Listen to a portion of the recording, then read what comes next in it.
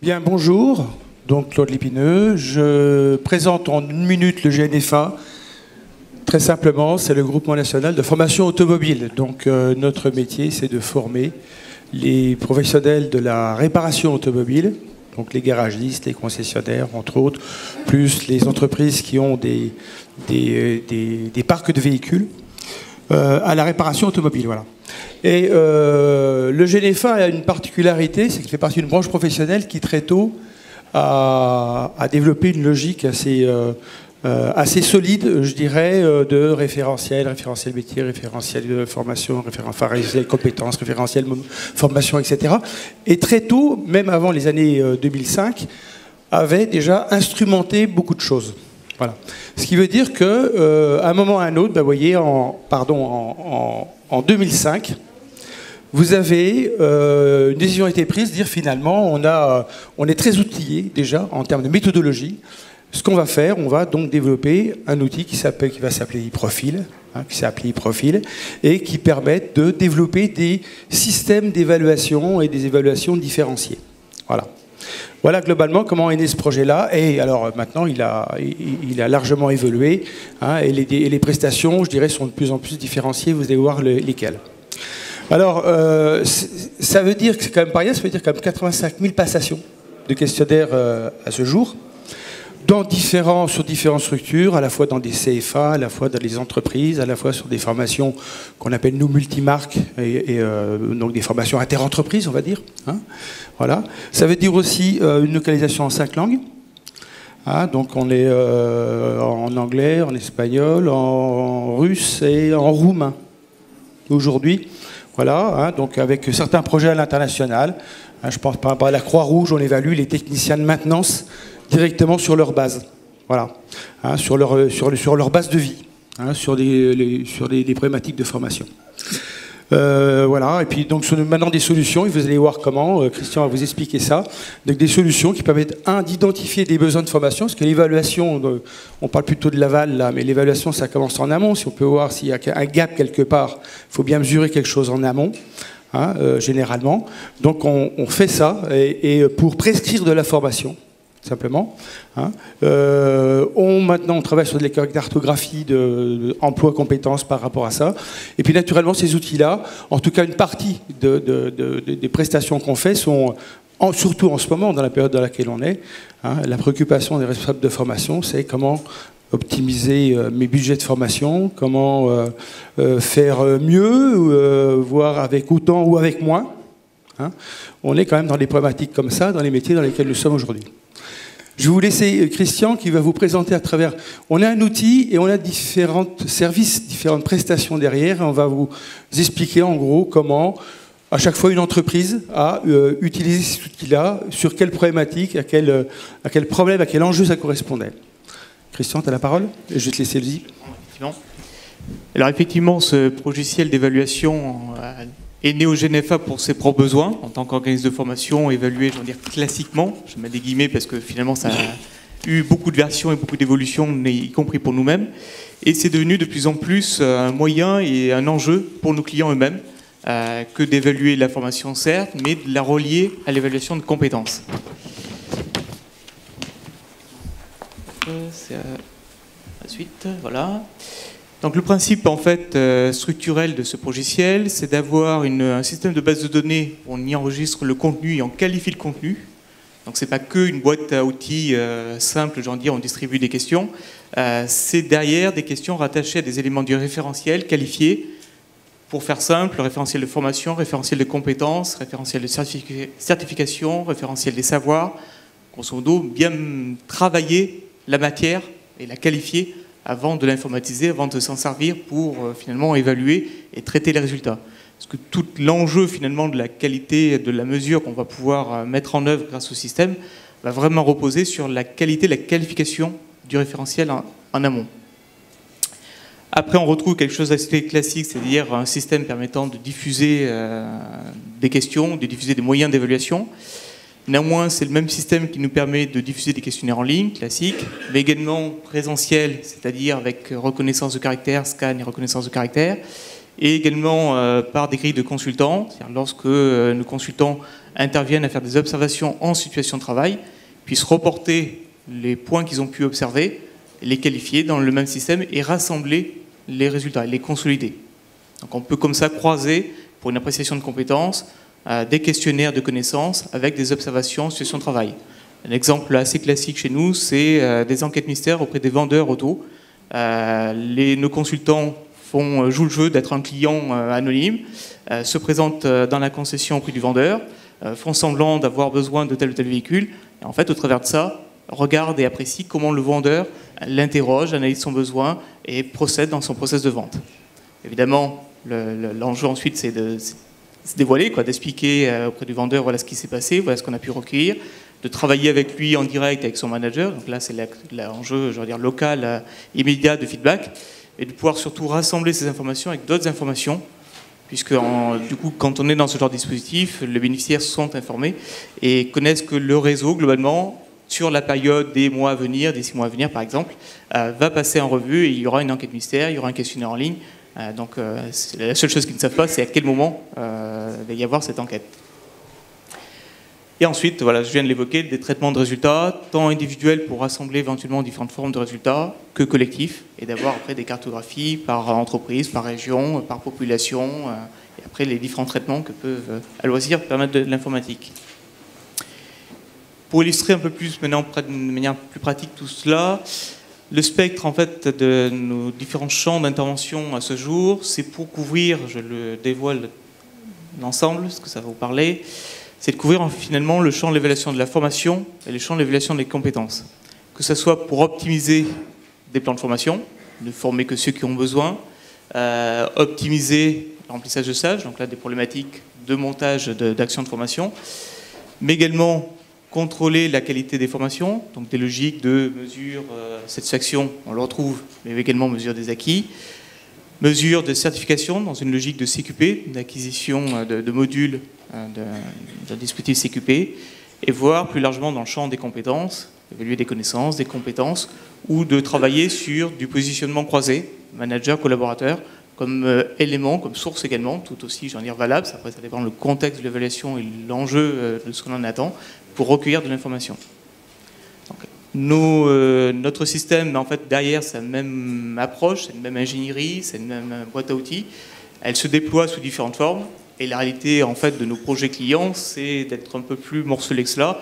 C'est d'avoir une entrée compétence pour se traduire en besoin de formation, ou d'avoir une entrée mesure de la formation pour en tirer des informations en termes de compétences. Évidemment, ce n'est pas toujours si étanche que cela.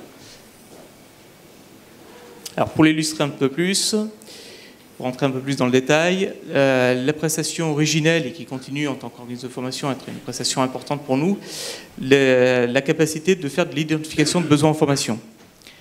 Là, le moyen consiste à en fait repérer auprès de la population quels sont leurs métiers, quelles sont leurs fonctions, voilà, quelles sont les compétences finalement attendues. Au regard de cela, leur poser des questions de connaissances, de savoir-faire, de comment ils réagiraient dans telle ou telle situation, afin de repérer ce qu'ils maîtrisent de ce qu'ils ne maîtrisent pas, pour évidemment travailler sur les points nécessitant, en tout cas pouvant faire l'objet d'une formation. Donc le résultat, les premiers que l'on a, par exemple, l'espèce d'araignée, là on a des cases jaunes un peu partout, c'était un dispositif qui a tourné pendant plusieurs années, par exemple auprès des TPE, où l'on a pu passer en revue 3000 entreprises, 6000 salariés. Donc c'était une campagne nationale là, de la branche professionnelle pour aller finalement recueillir les points qui sont maîtrisés, les points qui sont un peu moins maîtrisés, faire un compte-rendu du résultat auprès de chacun des salariés et de convenir avec le patron si ça fait l'objet de telle ou telle action de formation. Donc ça permet d'avoir des résultats individuels, mais de les consolider à l'échelle d'une entreprise, puis à l'échelle d'une région, d'un territoire. Par exemple, en Corse, pour prendre un exemple, le territoire de la Corse, voilà, nos moyens, ne serait-ce que logistiques, pour former, parce que nos métiers sont beaucoup techniques, donc il faut mobiliser des véhicules, il faut mobiliser des centres avec du matériel. Donc les moyens logistiques sont délicats à mobiliser. Donc il y a eu d'abord une analyse individuelle, puis entreprise, puis territoire, pour analyser finalement le volume d'actions nécessaires à monter et d'y apporter et de monter les actions de formation après coup, en ayant déjà qualifié le besoin de la population. Un autre exemple, là, c'est pour zapper dans le temps, de passer de 2007 à 2013, parce qu'il y en a plein dans ce registre-là sur l'identification des informations. Le dernier en date, là, pour la RATP, où là, l'enjeu, c'est un enjeu pour vraiment identifier qui a besoin de quelle formation. Usuellement, voilà, ils ont des plans de formation, d'année en année, ils renégocient, ils montent des actions de formation, mais ils s'interrogent finalement sur le bénéfice de la formation, qui a besoin de quelle formation, est-ce que nos formations sont adaptées ou pas aux besoins des agents. Et du coup, ils nous ont sollicité pour mettre en place un questionnaire spécifique, évidemment, pour leurs besoins, et de traduire ça en termes de besoins en formation. Donc là, la campagne Juste une petite anecdote là-dessus. Là, ça se passe dans un bus, c'est-à-dire ils ont 22 centres en région parisienne. Donc ils ont aménagé un bus avec des PC et puis ils se branchent sur une connexion Internet, enfin intranet, hein, en arrivant, et tout le monde passe l'évaluation dans le bus. Ce qui évite aussi de les démobiliser trop longtemps de l'atelier, c'était aussi ça l'enjeu. Pour revenir maintenant, après avoir identifié des besoins en formation, si les personnes viennent en formation, on retrouve le classique, j'ai envie de dire, de l'enquête de satisfaction. La particularité, c'est surtout, et l'enjeu de notre système, c'est de pouvoir automatiser le traitement. Parce que la difficulté, elle est surtout là, elle est de pouvoir le traiter de manière automatique, de manière fluide, pour pouvoir avoir accès rapidement à des résultats et sans que ça représente des coûts trop importants d'exploitation. Et donc, nos stages ont lieu dans des centres, chez nous, ou dans des centres partenaires. Donc, il n'y a pas toujours de connexion Internet, comme par exemple, on a pu l'aménager pour la RATP. Et donc, c'est sur des grilles papier qui sont ensuite numérisées, reconnues, et le système interprète après les résultats. L'intérêt, alors si ce n'est que ça, je veux dire, c'est les enquêtes de situation traditionnelles, ça automatise le résultat, mais l'intérêt, il est après de pouvoir le relier avec une mesure des acquis. Et cette fois-ci, de travailler des questions d'évaluation des connaissances, des savoir-faire, en tout cas les éléments qui sont travaillés dans le stage, et de pouvoir du coup faire une mesure au début du stage, qu'est-ce que les personnes maîtrisent déjà comme élément en entrant dans le stage, et à la sortie du stage, faire la même mesure avec le même questionnaire pour pouvoir comparer tel ou tel chapitre. Donc là, les captures d'écran que j'ai fait, c'est sur des mesures réelles, hein, évidemment j'ai enlevé le nom, mais il y a certains sujets où finalement il n'y a pas eu de progression, ils étaient parfaits depuis le début. Il y en a d'autres, ils n'y connaissaient rien, ils ont appris. Voilà, c'est la réalité finalement de l'apprentissage, qui n'est pas uniforme évidemment. Et lorsque dans le système justement, parce que c'est c'est l'inscription du stagiaire se fait sur les deux questionnaires, il remplit en même temps les deux questionnaires. Donc le système, après on est capable en analyse collective de faire des études de corrélation par exemple entre les deux approches.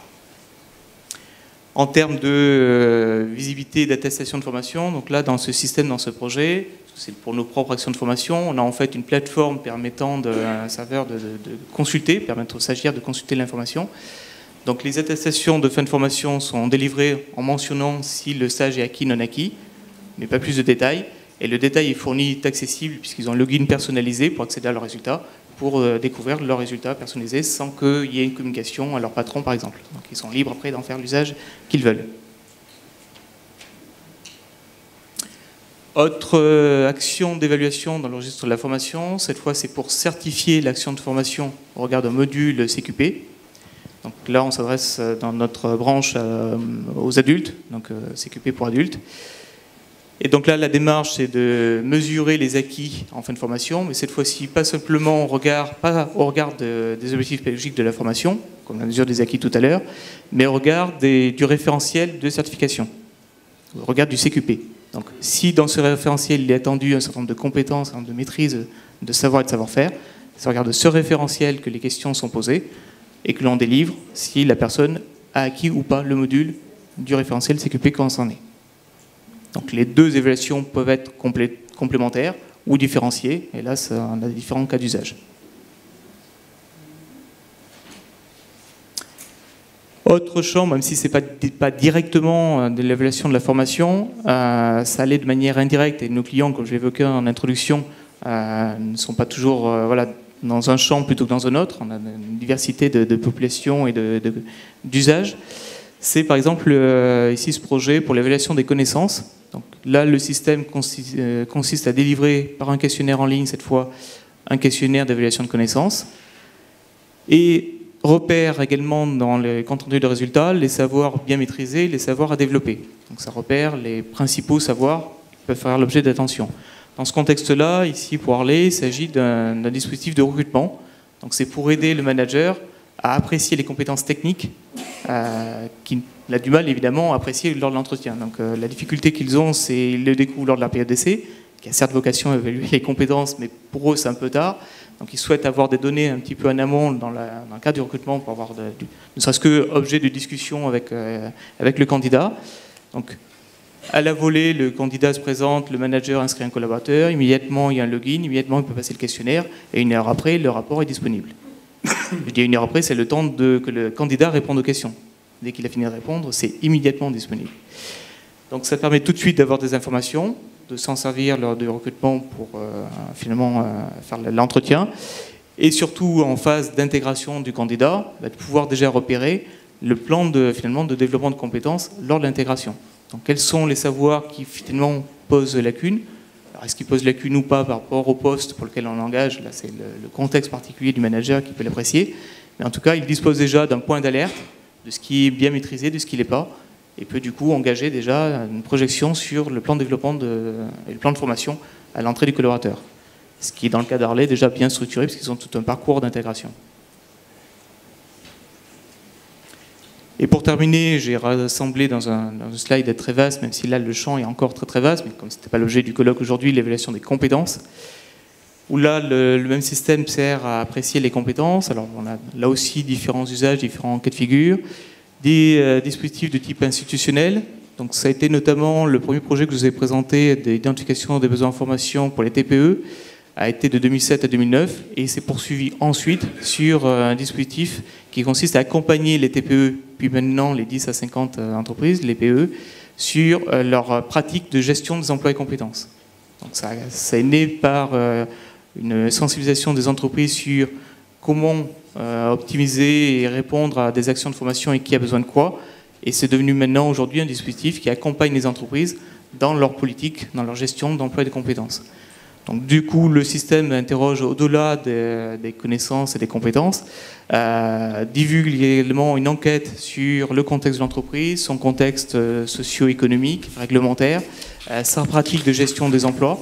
Ça interroge également les individus sur finalement leur CV, leurs caractéristiques socio-démo, ce qui permet, quand on consolide toutes ces informations sur les individus, les compétences et l'entreprise et la pratique qu'elle a de la gestion des emplois, d'avoir des points d'alerte par le consultant sur un certain nombre de choses qui sont cohérentes ou qui sont des points de vigilance.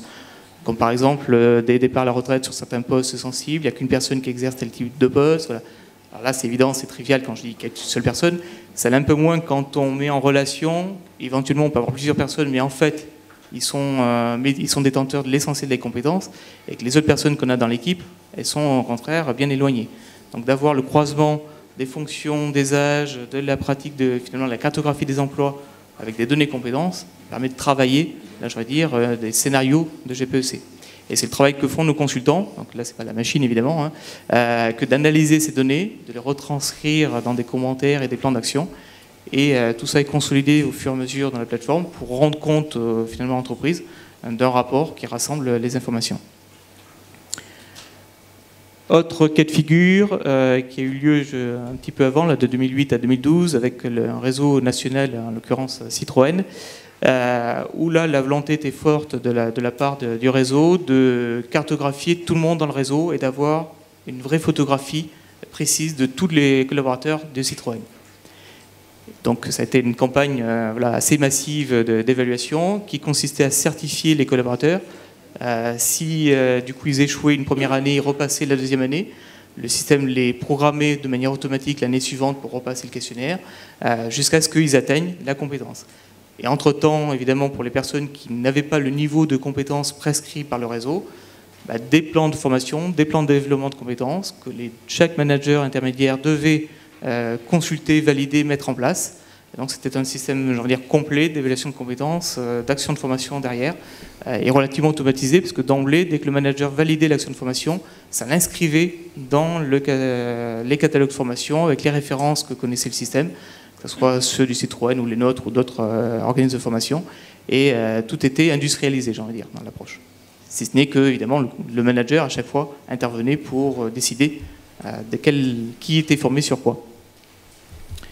Le dernier en date, pour terminer, pour illustrer aussi la plurimodalité du système, une évaluation des compétences, je l'ai illustré tout à l'heure un petit peu à propos des vendeurs. Donc là, c'est pour les vendeurs moto Honda. Le contexte, le client ne sait pas bien, il vient de l'automobile, le patron, il arrive de la moto, donc il ne connaît pas bien le niveau de compétence de son vendeur moto, et il souhaite du coup avoir une cartographie, que cette cartographie repose certes sur un questionnaire en ligne, mais également des visites mystères et des études de cas. Donc on complète avec des études de cas sur papier. Tout cela est consolidé, rassemblé, pour avoir une analyse des compétences assez détaillée, les savoirs en détail, les savoir-faire, savoir-être. On va un peu plus loin dans l'appréciation aussi des aptitudes comportementales des vendeurs, pour pouvoir, in fine, également, de la part du consultant, exprimer des actions de formation qui paraissent finalement être nécessaires pour compléter les compétences recueillies, quoi.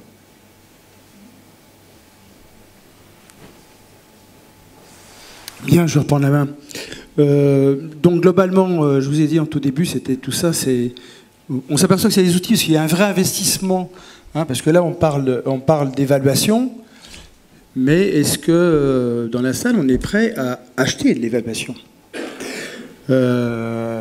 C'est un vrai problème, quoi, hein, surtout dans une période qui n'est pas si simple que ça, qui est quand même plutôt difficile, hein, par rapport à des budgets de formation, des systèmes comme ça mis ou déployés sur 12 000 personnes, ça a un coût. Hein, alors si on est dans une logique à très très court terme, on ne va pas investir là-dessus, on va diminuer, puis on va faire avec ce qu'on a, comme ça. Si on est dans une logique en disant, moi je souhaite optimiser, je souhaite rentabiliser mon plan de formation sur du moyen terme et faire ce dont les gens ont en partie besoin, de manière le plus optimisée possible, là la logique est intéressante. Hein, Est-ce que ce que vous voulez dire là, je ne sais pas si ça marche, d'accord. Allez-y. J'interviens. Est-ce que ce que vous voulez dire là, pour être un petit peu plus agressif, ça veut dire qu'au fond, j'ai intérêt à faire de l'évaluation si quelque part, je peux la réintégrer dans mes coûts, et donc si le client est prêt à la payer à un moment ou à un autre. Et donc s'il n'est pas prêt, est-ce que j'évalue pas? Ce que je veux dire, c'est quand on met en place un système comme ça a un vrai coût. C'est un vrai coût informatique. C'est déployé sur du plan de formation, 5 000, 3 000, enfin 10 000 personnes, enfin sur les plus gros projets, là. Hein. C'est un problème global, hein, d'ailleurs. Voilà, c'est un problème global. Donc, est-ce que l'entreprise est prête à investir ou pas sur un système comme ça? Donc, ce sont des projets qui se gèrent pas en un tour de main. Ça prend un petit peu de temps. Bon, si on pense à Harley, on est sur une entreprise qui est plus petite, c'est un ciblage beaucoup plus réduit par rapport à un nombre de recrutés par an. Donc on est sur des projets qui sont beaucoup plus light, là. Les décisions peuvent être facilement prises uniquement par un responsable de formation. Voilà. Tu peux descendre après derrière. Voilà. Donc l'idée ici, c'est vous avez petite réflexion. Hein, dont on s'est dit on va faire un retour par rapport aux différents projets qu'on a en ce moment. Globalement, on a des niveaux d'investissement de formation. Alors là, je les ai mis en moyenne. Je passe plutôt à des entreprises moyennes ou importantes, entre 3 et 5%. Je ne sais pas où c'est aujourd'hui par rapport à ça. Et puis, au mieux, elle est plate, la courbe. Et encore cette année, tant mieux si elle est plate. Hein. Au pire, elle est légèrement descendante. Mais à côté, en même temps, vos besoins de développement de compétences, ils continuent, ils sont bien présents. Et on a de plus en plus de besoins de développement de compétences, parce qu'on lance un produit de plus, etc. Donc il faut former tout le monde avec, etc. Il y a des procédures, il y a du changement, il y a de l'organisation, il y a de l'informatique, etc. Voilà. Donc il y a les besoins de développement de compétences augmentent, et les budgets sont les mêmes. Donc là, un responsable de formation, mettez-vous dans la peau du responsable de formation, mais il a une petite contradiction à gérer par rapport à ça. Hein. Il doit faire souvent plus d'actions. Alors, premier réflexe, c'est de faire moins longtemps. Hein, par exemple, hein, il doit faire plus d'actions avec autant ou moins par rapport à ça. Alors nous, ce qu'on dit, c'est pas la seule solution. Hein, mais on dit que ces outils-là d'évaluation en amont sont des outils qui permettent finalement d'optimiser ses plans et d'arriver à faire un peu plus avec autant ou avec moins. Je crois que c'est très intéressant ce que vous évoquez là, parce que j'espère qu'il y aura peut-être une réaction dans la salle, mais ça renvoie au fond un des effets seconds d'une approche d'évaluation, c'est de nous aider à chercher des gains de productivité dans un domaine, la formation, où on va dire, je vais être grossier, pardonnez-moi, mais où on va dire la notion de gain de productivité dans la formation, c'est plutôt un gros mot en général. Hein.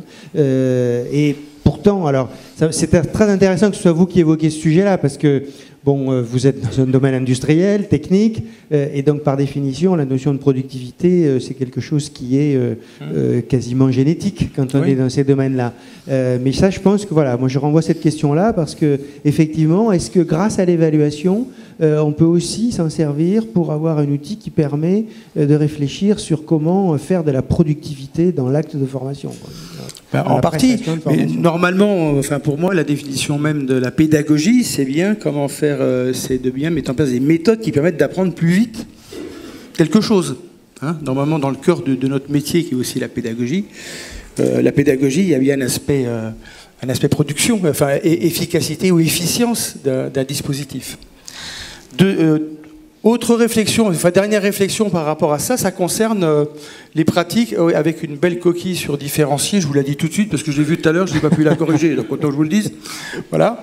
Hein, donc, si on fait le point avec une dizaine d'années là sur de nombreux projets, en discutant un petit peu de tout ça, on s'est dit ben déjà, c'est quand même notre stratégie, c'est un système, quoi. On n'a pas pris des tas d'outils différents, des tas de manières différentes. On s'est dit, on va essayer d'unifier un petit peu quand vous faites du marketing, dans le monde de la formation ou ailleurs, qui est de dire, il n'y a qu'une base de données, quoi. Il n'y en a pas 10 qui se baladent dans la boîte. Il y a une base de données commune, quel que soit ce qu'on veut faire derrière. Voilà. Hein, ben, la même chose par rapport à la logique d'évaluation, hein, a été de dire, est-ce qu'on peut avoir un système commun qui puisse y avoir des déclinaisons complètement différenciés sur des choses plutôt light, l'évaluation de la formation, enfin de la prestation hôtelière, comme on parlait tout à l'heure, hein, jusqu'à des choses qui vont jusqu'aux compétences. Alors, on n'évalue pas, alors qu'on soit bien clair, on n'évalue pas la compétence en ligne, on évalue de la connaissance en ligne ou du process. Hein, puis en même temps, tout ça est validé sur le terrain, hein, par des gens qui observent d'une manière ou d'une autre. Hein, voilà. La deuxième chose, c'est que les contenus, alors dans cette branche-là, les contenus ont été vraiment qualifiés. Et il y a une vraie méthodologie de qualification derrière. C'est-à-dire l'art des questions. Vous savez, quand vous passez un questionnaire, parce qu'on aime bien évaluer les autres, on est vachement intéressé par l'évaluation, mais quand on parle de soi, c'est pas pareil. Hein, puis quand on passe un questionnaire et puis que c'est pas terrible, on dit que les questions étaient nulles. Hein, qu'est-ce qu'ils étaient nuls dans leurs questions? Je vois pas l'intérêt de leurs questions. C'est normal que j'ai eu des résultats si mauvais. Hein, donc il y a quand même un art de la question. Il faut qu'elle soit variée. Là, on vous en a pas montré, mais il y a des choses qui sont du drag and drop. Il y a des trucs un peu sympathiques. Il y a beaucoup de photos à l'intérieur. Il y a des process. Il y a des trucs à bouger dedans. C'est pas du QCM avec c'est pas que de la route à baisser, quoi. Hein, d'accord? Donc c'est un peu plus interactif. Mais ceci dit, il y a une vraie ingénierie par rapport à ça, une vraie ingénierie de questions, je ne sais pas comment on peut appeler ça. Hein, et ça a un coût aussi, quoi. Hein. Là, on est sur des projets, quand on fait faire des questions, oui, on est sur un projet actuellement. Soit on fait de l'auto-positionnement, c'est-à-dire vous faites une affirmation, plus, moins, ou 1, 2, 3, 4, 5, 6, etc. Soit c'est une question factuelle, sur laquelle vous devez répondre, et puis vous savez pas. Ben, faire la question factuelle, qu'elle soit représentative, en faire 5, 6, 7 ou une dizaine pour pouvoir évaluer un thème, c'est pas si simple que ça. Ça demande déjà l'expertise des gens du métier. On a besoin des experts pour valider tout ça. Et puis aussi des experts, on a des gens dans l'équipe à Christian, là, qui sont capables de travailler ces questions-là pour puis les tester. Parce que quelquefois, on met la barre un peu trop haut, donc il faut rajuster, il faut donner d'autres critères, etc. Voilà. Et dernier point, dont je voulais vous parler, c'est 4 retours d'expérience par rapport à ça. Donc le premier, je vous l'ai déjà dit, c'est que l'évaluation a un coût. Est-ce qu'une entreprise, une organisation est prête à mettre de l'argent, de l'investissement sur la table pour mettre en place un dispositif d'évaluation qui soit plutôt conséquent? Voilà. Deuxièmement, on s'aperçoit quand même que ce qui est essentiel pour nos clients, c'est des outils décisionnels. Voilà. Au niveau collectif, parce que bon, quand on peut agréger tout ça, ça leur permet, et quelquefois ça ne fait pas très plaisir.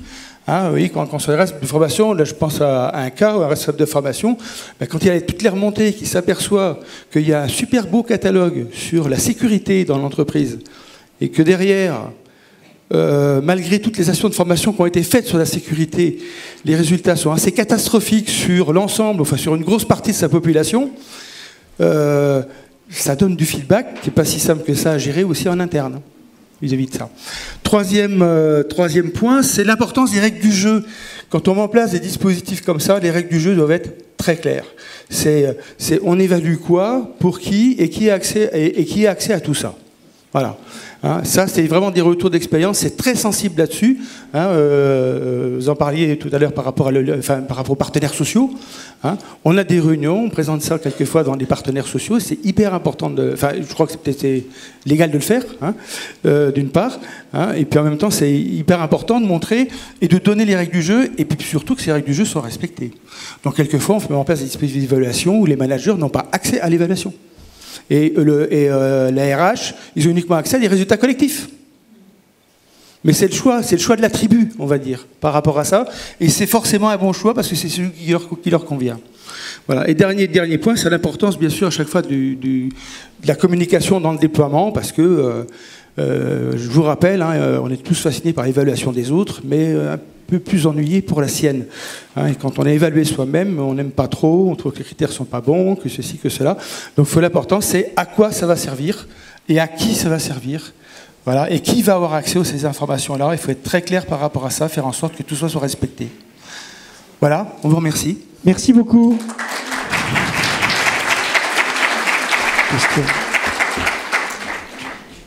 Question. Merci Bernard. C'est pas une question, enfin c'est pas une question, c'est une remarque et peut-être une question derrière. La première, c'est pour aller dans ce sens-là, bravo, parce que moi je l'ai pu le constater aussi dans pas mal d'entreprises, dès qu'on passe sur de l'évaluation, on gagne énormément, et entre autres, dans la plupart des entreprises qu'on a accompagnées, on constate que 60% du budget formation est dépensé sans réalité, et donc sans conséquences effectives, ni pour l'individu, ni sur le travail. Donc l'évaluation est sans aucun doute un outil pour l'entreprise en termes d'économie. Ce qui serait intéressant, comme le disait Sandra, c'est qu'on puisse envisager le financement de la formation au-delà de l'action de formation, encore une fois, et intégrer l'évaluation. Mais je pose quand même du coup la deuxième question, et ce qui a un petit peu été dit, c'est que dès qu'on commence à faire de l'évaluation, on va affiner les contenus et on va rentrer dans la valeur ajoutée de la formation. Et on va s'apercevoir que, comme je le disais, on fait peut-être des fois trop de formation pour en garder un tout petit peu dans l'efficacité au poste de travail. Donc l'évaluation permet de faire des formations adaptées, mais alors là, pour le coup, ça renvoie à l'aménagement du territoire de la formation. Parce qu'il y a une question de quantité, il y a une question de volume, c'est-à-dire que plus on peut créer des flux, évidemment, d'identité, de besoins, comme peut le faire une branche professionnelle, plus on a des chances aussi de satisfaire le besoin de l'entreprise. Donc ça pose une vraie question de l'aménagement du territoire en termes de formation professionnelle, sur l'identification de la réalité de ces besoins beaucoup plus pointus, pour organiser une demande qui donne des volumes suffisants pour que l'offre en face existe. Parce qu'aujourd'hui, le problème, c'est que l'offre, elle est trop standard, évidemment, faute de volume.